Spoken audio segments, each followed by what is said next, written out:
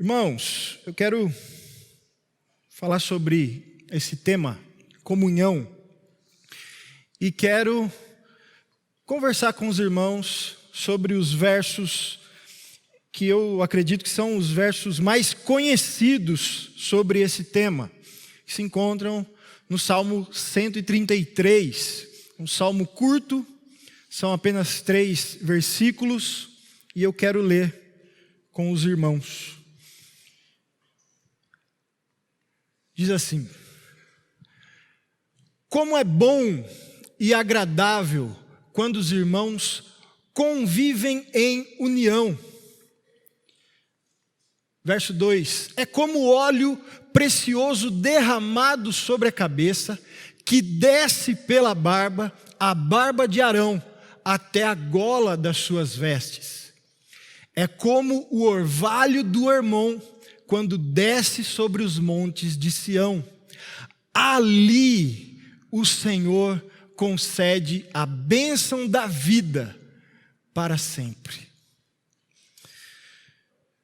Irmãos, dentro do livro dos Salmos, dentro desse HCC do povo judeu, é um livro de cânticos.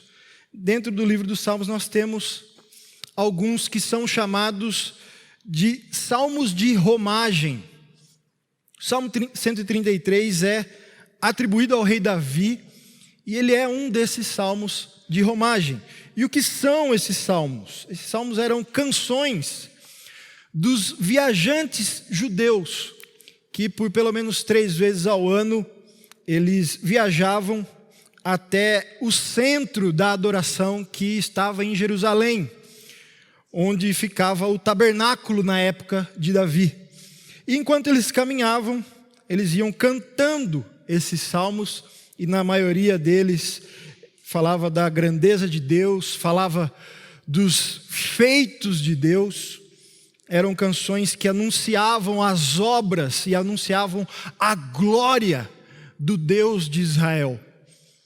Davi, quando escreve o salmo, então ele expressa a sua alegria com a unidade do povo de Deus. Quando ele fala de irmãos aqui, ele está se referindo a judeus de todas as tribos, que tempos antes viviam em guerra, viviam em conflito, mas que agora, no reinado de Davi, finalmente estavam vivendo em união. Agora, finalmente, eles estavam unidos, servindo ao Deus verdadeiro, em unidade, servindo todos ao único Deus. E isso é celebrado por Davi aqui.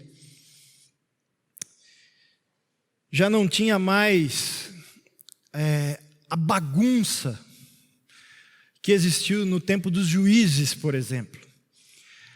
As Escrituras nos dizem que, na época de juízes, não havia rei em Israel, e que cada um fazia o que era bom aos seus próprios olhos, cada um fazia o que era reto ao seu próprio coração, e de fato coisas terríveis aconteciam no tempo dos juízes.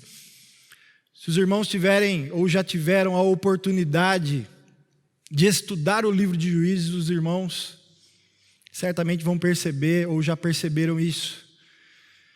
O povo de Deus se encontrava num momento tenebroso.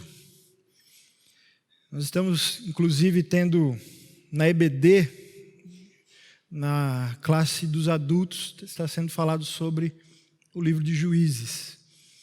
E eu sempre digo que Juízes tem um propósito contrário, um propósito reverso.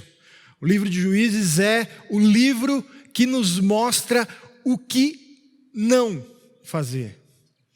Você vai ler o livro de Juízes, você vai olhar lá, Deus falando para você: olha, não faça assim, não haja dessa forma. Não é? Era um tempo de fato terrível. Mas agora, vivendo então esse momento de comunhão, Davi diz que essa vivência do povo em comunhão, ela é boa, ela é agradável. E o boa aqui não é só no sentido de que é bom, é gostoso.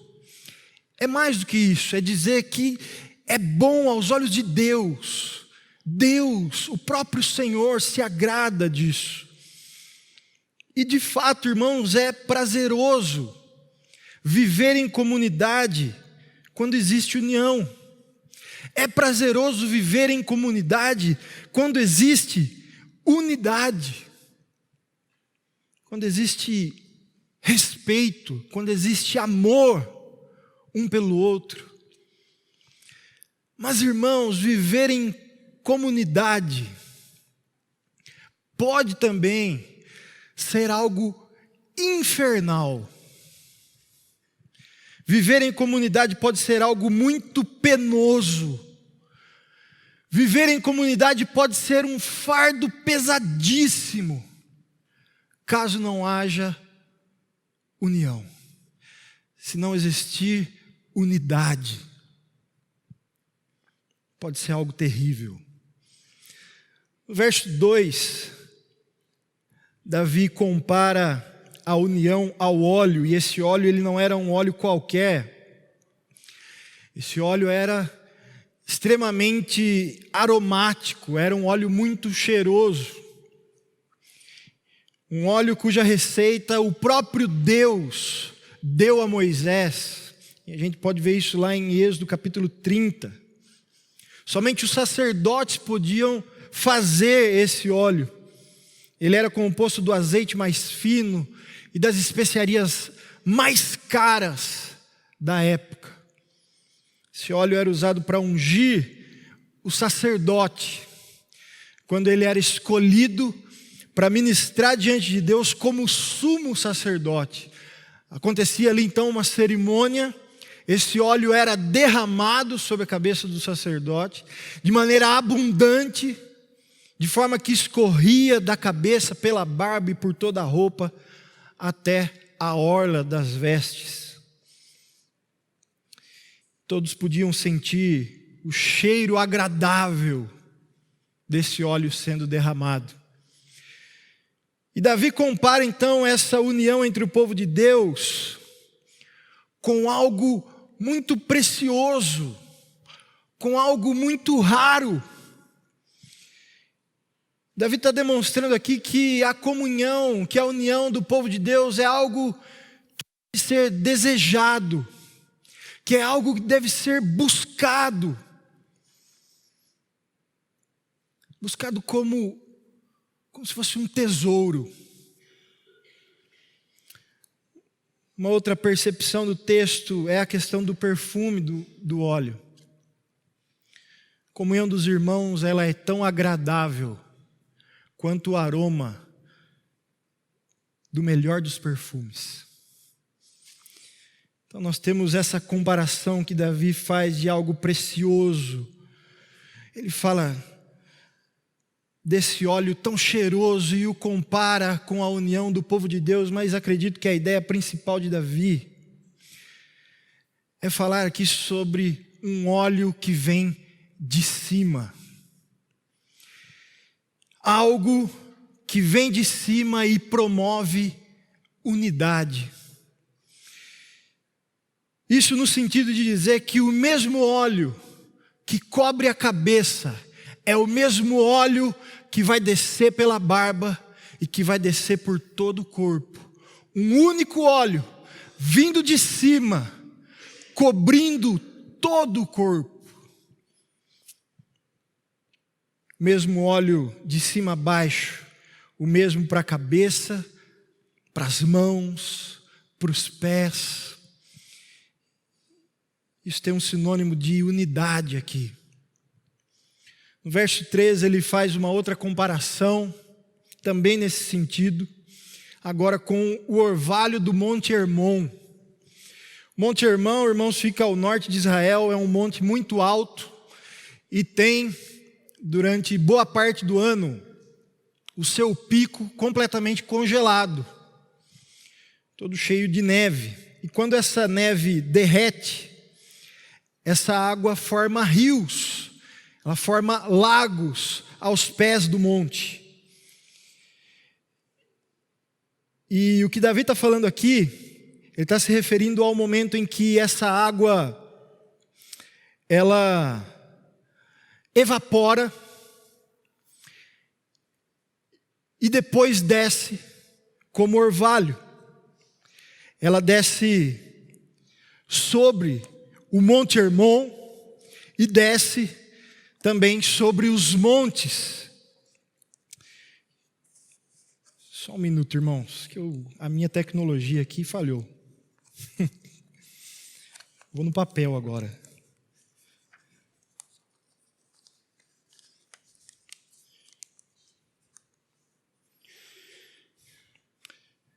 Ok. Essa água, então, que desce do monte e que, inclusive, fornece água para os principais rios de Israel. Essa água evapora e cai como orvalho, tanto no Hermon, como nos montes em Sião. O interessante, irmãos, é que o Hermon, como eu falei, está no norte e Sião está no sul. Eles estão separados por quilômetros de distância. Mas um mesmo orvalho, vindo do alto, cobre o Hermon e cobre os montes em Sião. Portanto, novamente, assim como na primeira comparação, aqui nós temos um sentido de unidade que Davi está querendo passar. No final do verso 3, Davi dá o resultado dessa união.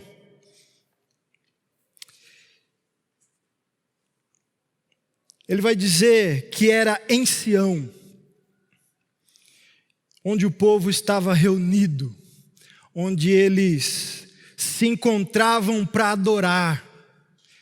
Ele vai dizer que é no ápice dessa unidade, que é no ápice dessa comunhão, quando eles estavam num só coração, buscando ao Deus verdadeiro. Ali, ele diz, ali o Senhor ordena, o Senhor concede a sua bênção, a bênção da vida para sempre.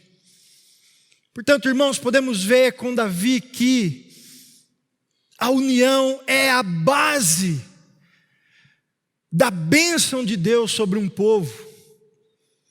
É isso que está dizendo para nós ali o rei Davi, o salmista Davi, no final do verso 3. O que ele está dizendo é que se não há união, se não há um só coração, um só intuito, se não há unidade, Deus não ordena a sua bênção. E trazendo para nós, irmãos, onde há discórdia, onde há dissensão, onde há inimizade, onde há intriga, onde tem separações, o Espírito Santo é entristecido e figuramente o óleo não corre, o orvalho não desce. O culto, meus irmãos, essa reunião dos santos, essa comunhão dos santos que nós temos aqui, isso aqui é a nossa Sião. Isso é a nossa Sião. Lugar onde nos reunimos, o momento em que, num só coração, estamos juntos para adorar o Deus verdadeiro. Essa é a nossa Sião. No contexto posterior a esse que nós vemos do Salmo, já com o filho de Davi, com Salomão e principalmente com o seu neto Roboão, o reino se divide novamente. Se divide entre o reino do norte e o reino do sul. E quando acontece essa divisão, nós percebemos que rapidamente o reino do norte se perde e começa a novamente seguir e a servir outros deuses. A guerra volta a acontecer entre o povo. Depois de um tempo, o reino do norte é levado cativo pelos assírios e o reino do sul é levado cativo pelos babilônicos. E ambos recebem o castigo de Deus, a disciplina de Deus. E eles passam por sofrimento, eles passam por dor, por morte, por destruição. Ali Deus ordena a sua bênção, Deus concede a sua bênção e sua vida para sempre. Ali na união dos irmãos,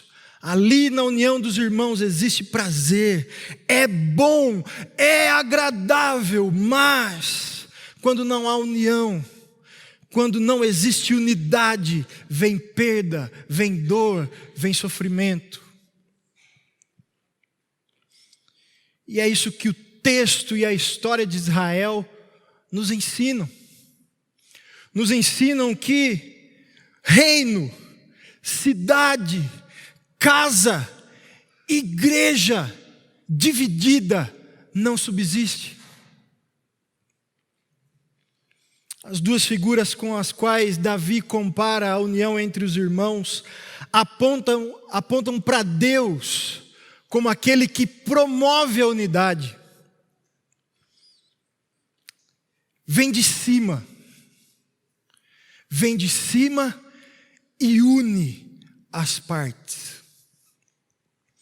A união é uma bênção que vem de Deus, irmãos. É nesse contexto posterior ao Salmo, nesse contexto difícil de desunião,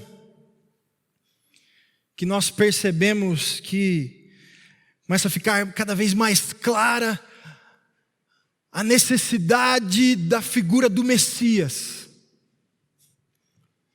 No relato das Escrituras a gente vê que vai aumentando a expectativa pelo ungido, a expectativa pelo enviado do Senhor, pelo ungido do Senhor, aquele que viria do alto para trazer novamente unidade, para trazer novamente a paz. A expectativa pelo rei de Salém, pelo rei da paz, aumenta naquele contexto difícil. E nós sabemos, irmãos, pela revelação das Escrituras, e louvado seja Deus, por termos acesso a essa revelação. Nós sabemos que esse rei veio na plenitude dos tempos, o Messias veio, esse enviado de Deus, enviado do alto, o ungido do Senhor, ele veio. E essa é a boa notícia do Evangelho, irmãos. O Messias veio, mas não só para trazer paz e unidade para Israel. E é isso o que até hoje os judeus não entendem, porque o Messias ele veio também trazer para nós, os gentios. Ele veio sobre nós, ele veio como cabeça, Cristo, o ungido, o enviado de Deus, aquele que veio do alto, através do seu sacrifício. Ele reuniu um povo dos 4 cantos da terra, de todos os povos, tribos, raças, nações. Ele veio do alto e ele uniu esse povo. E uniu esse povo para sempre. E chamou esse povo de todos os povos, formado de todos os povos da terra. Ele chamou de igreja.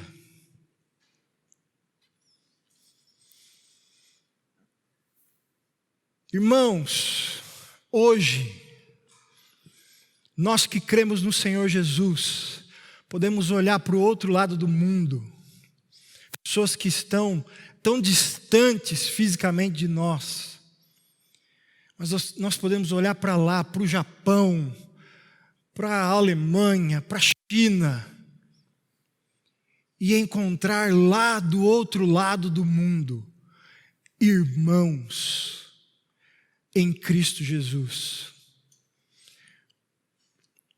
Porque Ele veio de cima, do alto, e uniu as partes. Percebe? Cristo é o cabeça da igreja. É Cristo que nos une, irmãos. A fé em Cristo nos faz irmãos, nos faz um só corpo. Todas as vezes que nós nos reunimos para celebrar essa tão grande vitória que nós recebemos por meio de Cristo, nós deveríamos nos lembrar da profundidade que isso tem. Somos irmãos, membros de um mesmo corpo. E nós banalizamos muitas coisas, muitas palavras, muitas frases. A gente faz isso, a gente banaliza, e a gente banalizou a palavra irmão. A gente fez isso, meu irmão, e aí, irmão?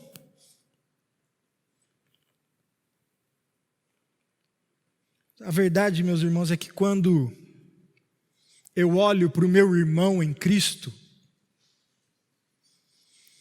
o que eu deveria me lembrar é de quem Ele é em Cristo. Toda vez que eu olho para um irmão em Cristo, eu deveria lembrar da profundidade que isso tem. O fato de sermos membros de um mesmo corpo. A gente não faz isso várias vezes, irmãos. A gente não olha para o outro lembrando quem ele é em Cristo Jesus. Sabe por que a gente não faz? Porque a gente se esquece também de quem somos em Cristo Jesus. Sabe quem nós somos em Cristo Jesus, irmãos? Sabe o que esse seu irmão aí, está aí do seu lado? Sabe quem essa pessoa aí é em Cristo? Quem nós somos?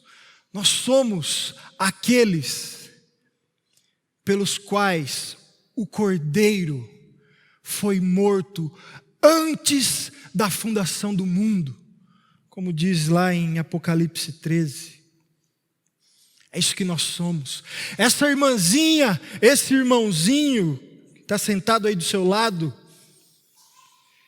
esse pecador que está aí do seu lado, assim como eu e você, sabe quem ele é? Ele é por quem o Deus do universo se fez homem e se entregou numa cruz. É por esse irmão que está do seu lado aí. O Deus, o Senhor do universo, se fez homem e se entregou por ele. É isso que ele é em Cristo. Esse irmão que está aí do seu lado, ele é eleito, ele é chamado, ele é justificado por Deus. E ele um dia será glorificado pelo Rei e Senhor do universo. Ele é aquele sobre o qual não há mais condenação. Ele é aquele de quem Paulo diz em Romanos 8, quem os condenará? Foi Cristo que morreu por eles. Quem o condenará foi Cristo que morreu por ele.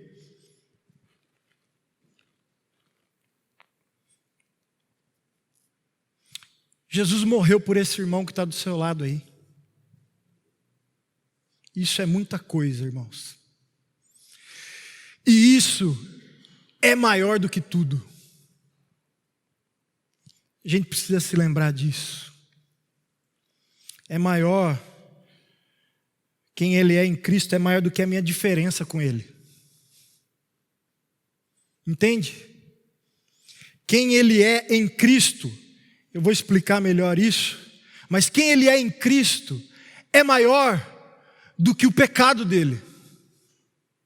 Quem Ele é em Cristo é maior do que o meu pecado e maior do que a minha vontade de pecar contra Ele. E eu não estou falando aqui que nós devemos ignorar o pecado do nosso irmão. Estou dizendo aqui que nós temos que fechar os olhos para o pecado, não é isso? Se é pecado, tem que ser tratado. Definitivamente.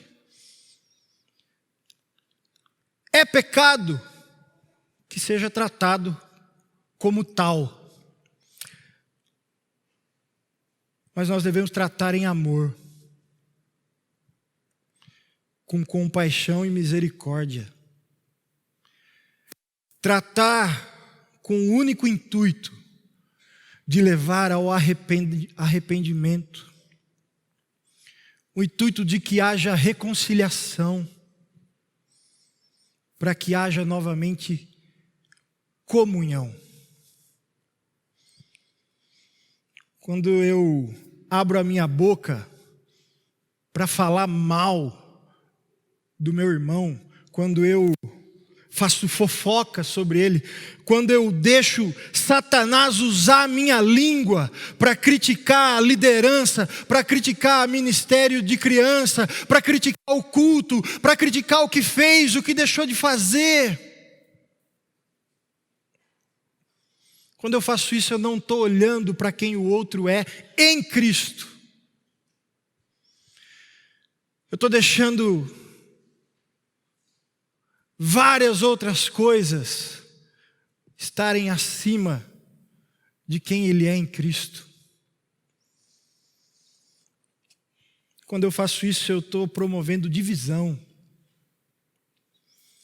A língua, meus irmãos, quando bem usada, ela abençoa, mas usada de maneira errada, usada em prol das minhas vontades, usada em prol do meu egoísmo, usada em prol do meu achismo, usada em prol do meu pecado. Quando ela é usada assim, ela divide, ela corrompe, ela destrói, ela faz um estrago. Nós somos corpo de Cristo Jesus, somos a sua noiva amada. Quando falamos do nosso irmão, e o nosso irmão, ele não é igreja sozinho, mas ele é parte do corpo, ele é parte do corpo de Cristo. E quando nós falamos do nosso irmão, nós estamos falando da noiva de Cristo, e isso é sério, irmãos.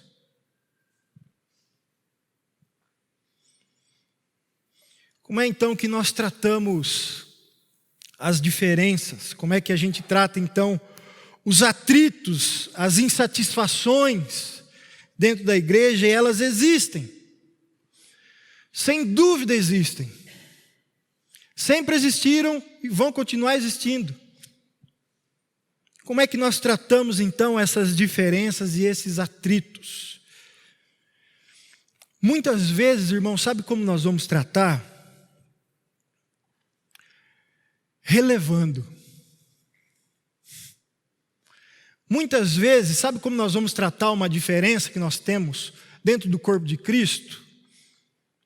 Nós vamos tratar deixando para lá. Nós vamos tratar abrindo mão. E, irmãos, como é difícil isso. Como é difícil. Mas a questão é, se não é pecado,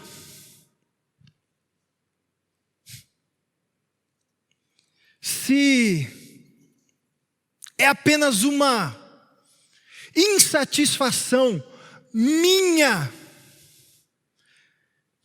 se aquele atrito acontece por conta de algo que eu acho que não deveria ser, ou porque eu acho que deveria ser, o que eu devo fazer na maioria das vezes é relevar.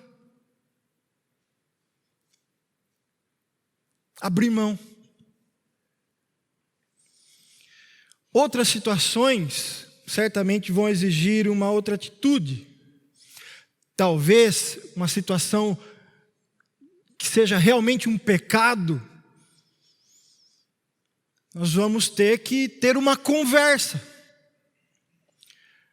Que conversa? Uma conversa franca, direta, verdadeira, entre irmãos. Uma conversa acima de tudo, em amor.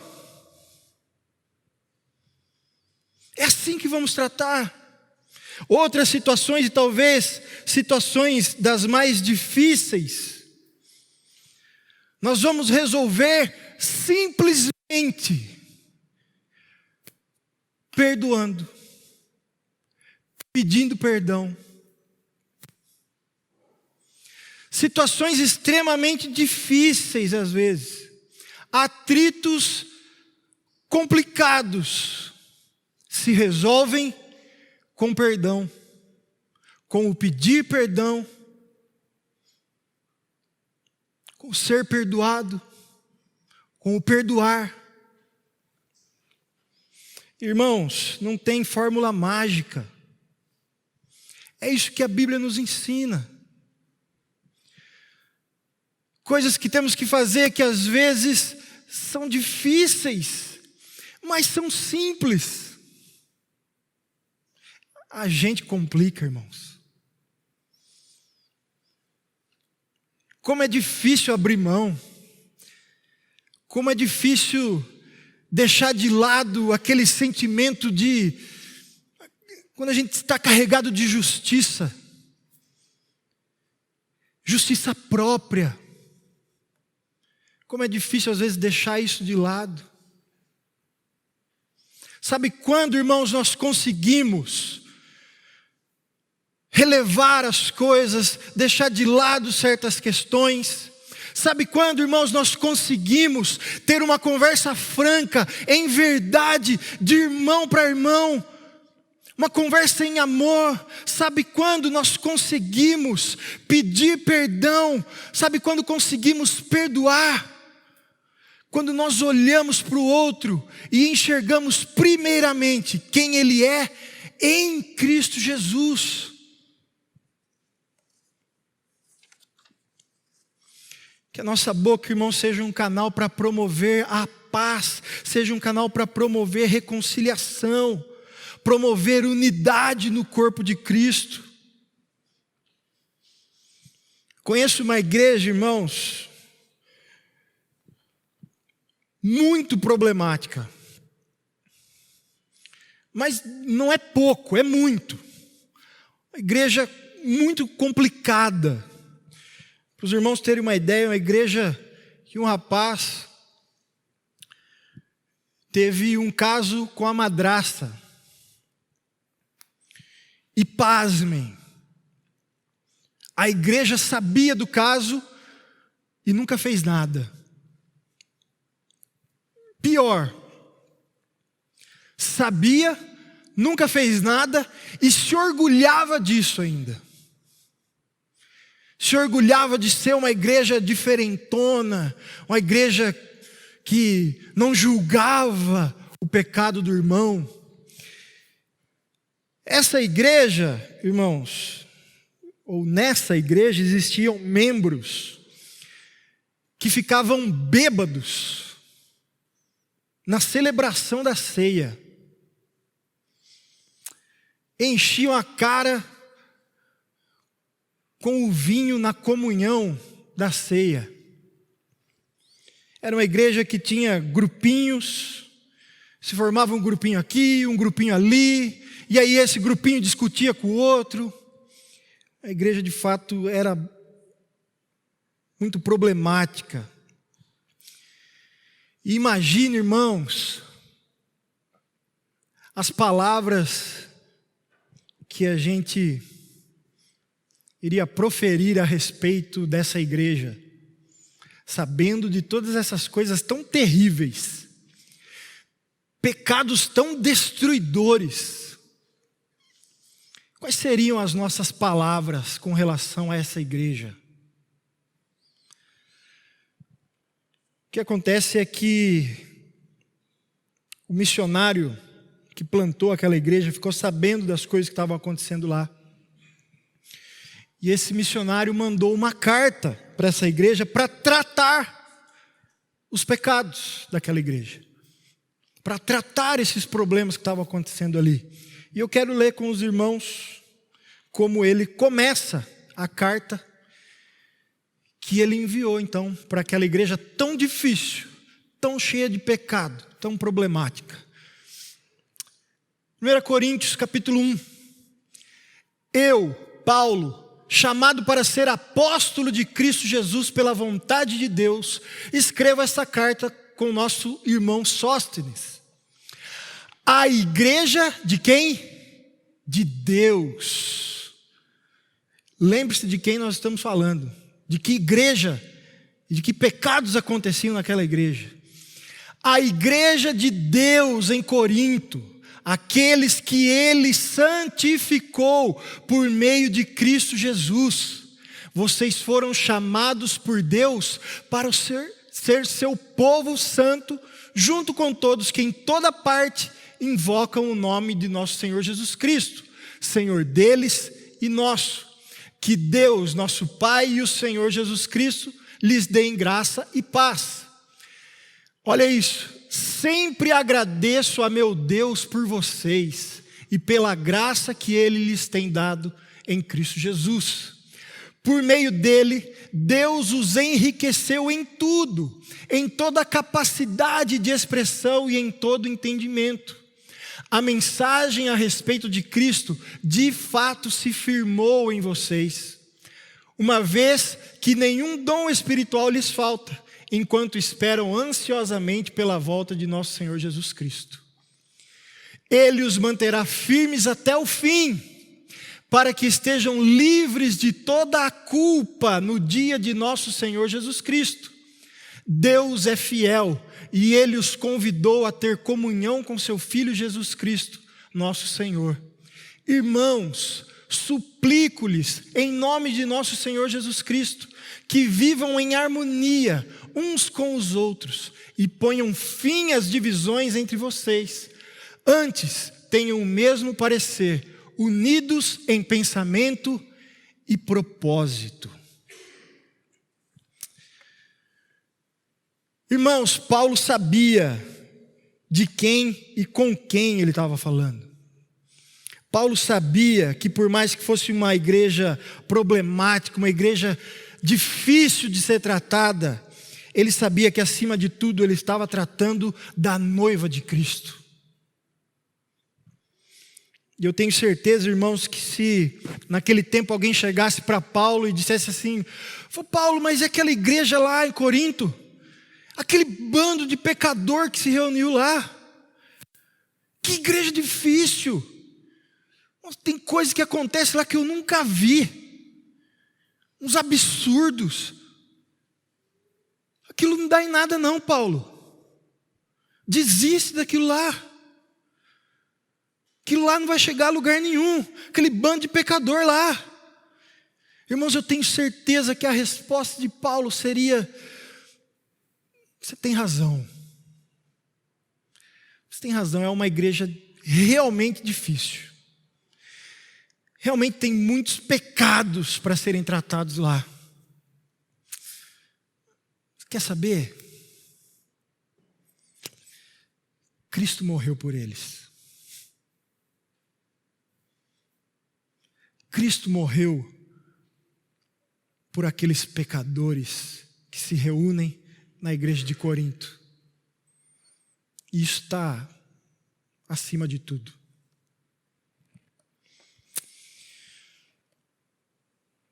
Na sua carta, mesmo quando Paulo vai se dirigir à igreja mais difícil, antes de tratar, irmãos, entendam isso. Paulo, assim como nós devemos fazer, Paulo trata dos pecados.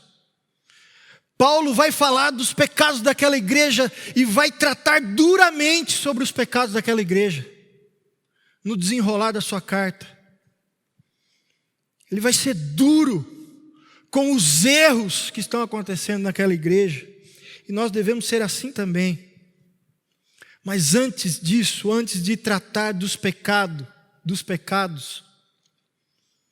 Paulo os lembra de quem eles são em Cristo Jesus.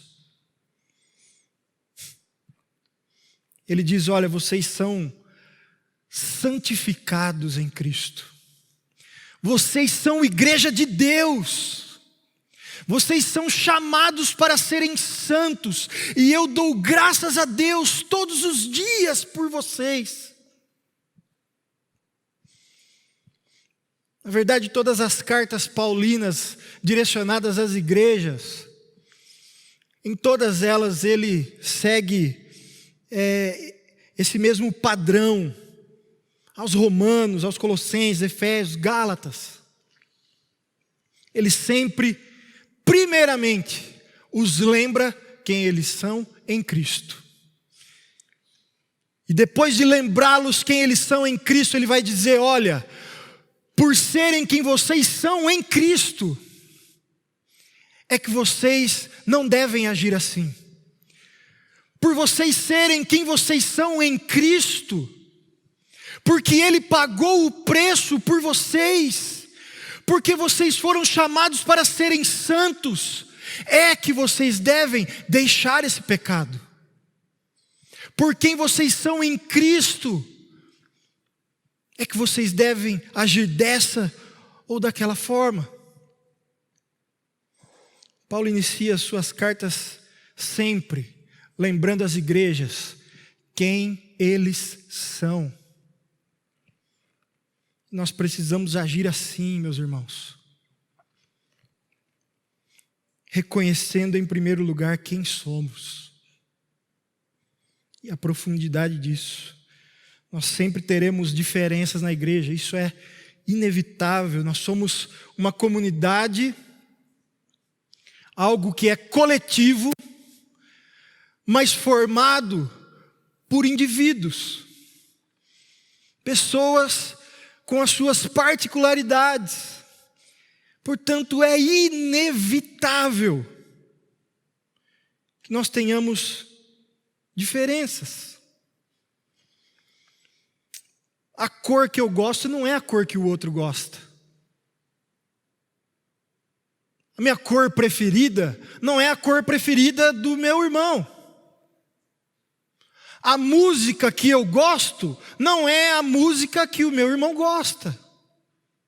Isso é normal.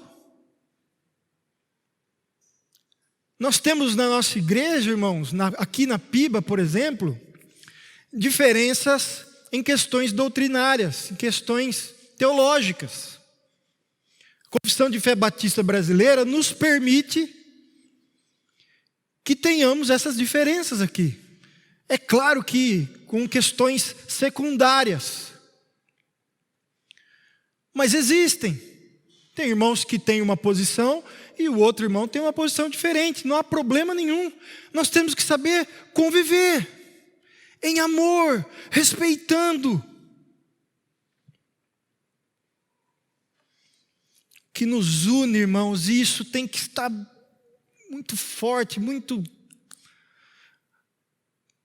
latente no nosso coração. O que nos une é infinitamente maior do que aquilo que nos separa, entre aspas. Infinitamente maior. O que nos une é Cristo. Uma diferença de gosto, uma diferença de opinião, jamais pode estar acima do que aquilo que somos em Cristo. Nós somos o seu corpo.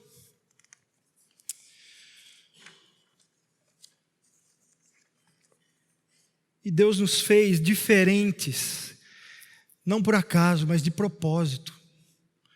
Deus nos fez diferentes para sermos usados de maneiras diferentes. Cada membro é importante. A igreja não é uma organização. Claro que ela cumpre o seu papel perante a sociedade como organização. Mas isso aqui não é uma empresa. Não é assim que Deus olha para a sua igreja. Deus não olha para a igreja como organização, Ele olha para a igreja como organismo. Entende a diferença de organização para organismo?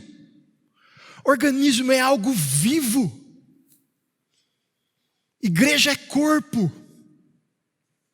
E como é triste, irmãos, quando acontece uma divisão, quando acontecem desentendimentos, coisas que não ficam bem resolvidas, e que por conta disso, uma parte tão importante do corpo às vezes fica inerte, fica parada. E fica parada por conta de uma mágoa, por causa de um ressentimento, por causa de uma diferença. E aí, essa parte do corpo, ela não trabalha como deveria trabalhar, ela não serve como deveria servir, ela retém o seu trabalho por conta de diferenças que deveriam ser resolvidas em amor.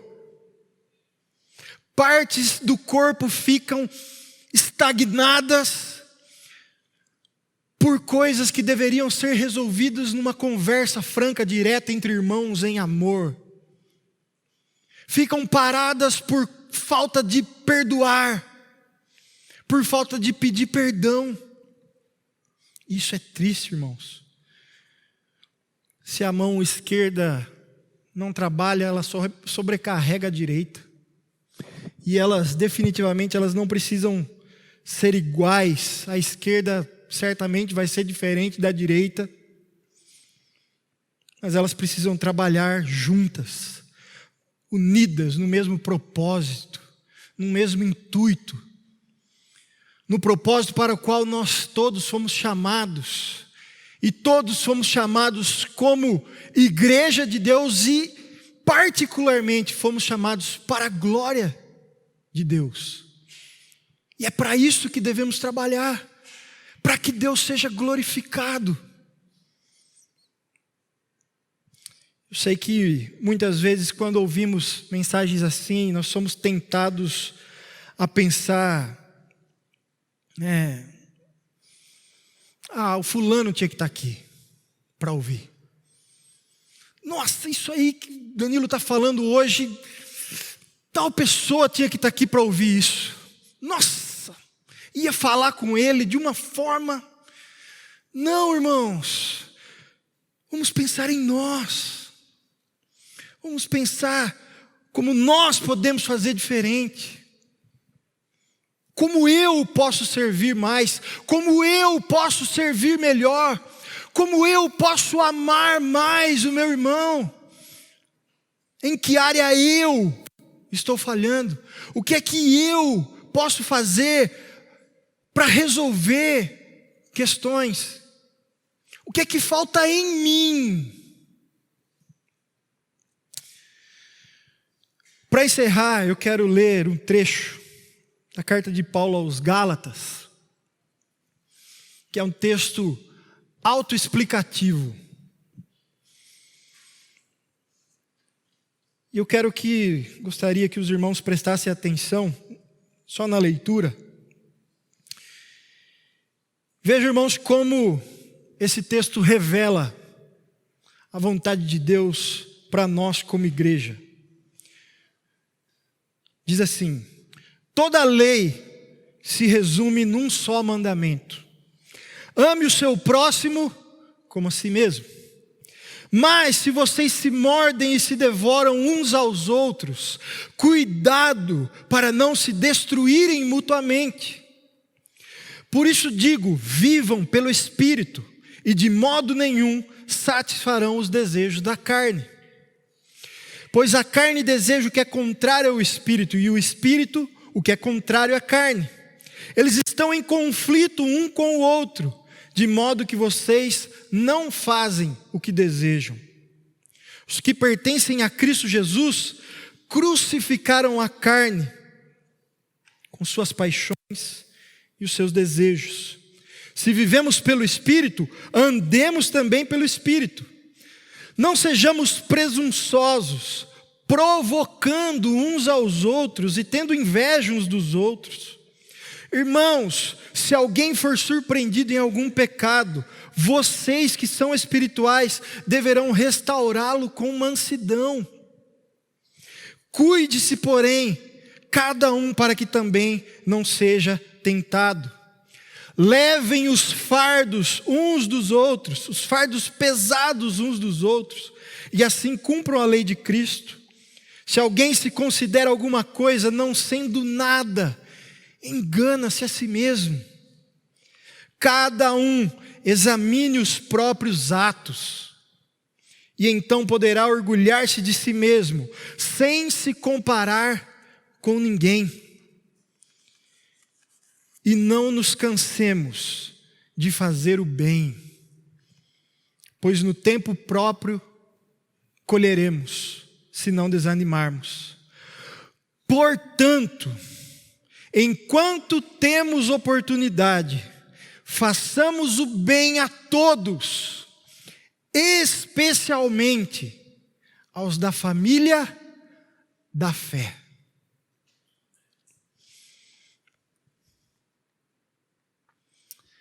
Como é bom e agradável quando os irmãos convivem em união. É como óleo precioso derramado sobre a cabeça, que desce pela barba, a barba de Arão, até a gola das suas vestes. É como o orvalho do Hermon, quando desce sobre os montes de Sião. Ali o Senhor concede a bênção da vida para sempre. Cristo nos une, irmãos. Cristo é o enviado dos céus, aquele que veio do alto e uniu as partes e nos fez o seu corpo. Vivamos em amor, em unidade, para que alcancemos a plenitude da graça de Deus nesse corpo local. Que o Senhor conceda a cada dia mais, que todos os dias Ele nos acrescente vida, através da comunhão. Que quando nos reunirmos aqui, Deus possa olhar para essa comunhão de santos e nos abençoar com vida. Que tenhamos vida nessa família de fé, nessa pequenina parte da Igreja de Cristo, onde nós estamos inseridos, chamada Primeira Igreja Batista em Araras. Amém?